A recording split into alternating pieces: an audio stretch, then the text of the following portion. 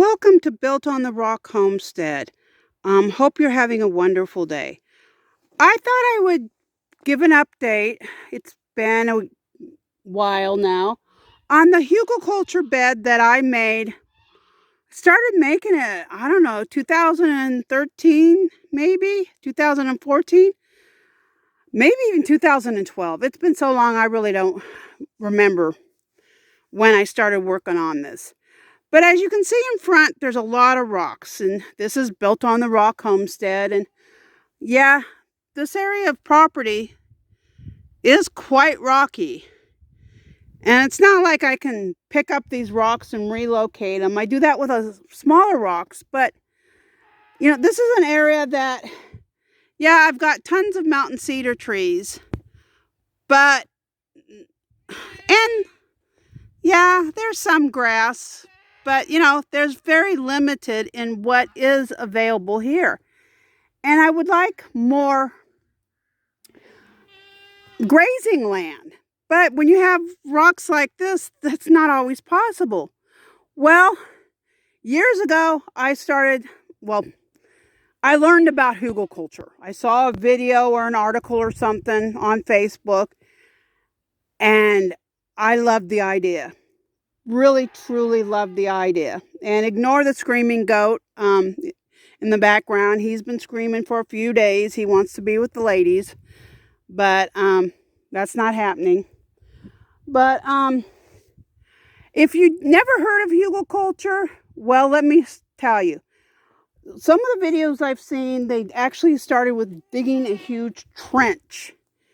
And then they would pile that trench with logs. Other places just put the logs on top of the ground. And then after you fill in all the logs, you fill smaller branches, other material, leaves maybe, and eventually you top it off with dirt. Well, that's not always possible to do it that way. Now, under this hugelkultur bed, modified hugelkultur bed, I've got lots and lots of rocks like this. Big, steep rocks. And there's no way I could dig the dirt out. But I did have access to a friend had a pecan tree that literally fell over in a storm, and we started cutting that tree up for her and hauling it here, and we would dump all the, lots of big, the trunk and branches of this huge, it was a huge pecan tree. And then there's a guy in town, and he sells firewood, and I have raked up the bark that falls off the firewood and just hauled bag after bag after, truckloads worth of that bark and dumped it on top. And occasionally I have opportunities where I'm digging out the goat enclosure, and I've got, composted goat manure with hay or a straw, and I would dump it on here. I've been working in the garden trying to replace some of the dirt, the rocky dirt that has full of pebbles and stuff with better soil. I've dumped that on here, just whatever I can find. And over the years, I've noticed two things. Like, it's really shrunk. This used to be much higher, and it has really shrunk in size. And, I wanted a little mountain. The goats love to climb up stuff. I wanted to climb up onto this little mini mountain. Well, it's not really a mountain anymore. But you can see it is forming soil. Now some of these plants, they're probably going to die, were in areas that, they're weeds I dug up. And I just tried to replant them when I was dumping the dirt. Others, like, I don't even know where this dude came from. I forget what it's called. I have found it. And for some reason, nobody wants to eat it, which kind of surprises me, because from what I've read, it's not a poisonous plant or anything, but it has not been consumed. But as you can see, plants are starting to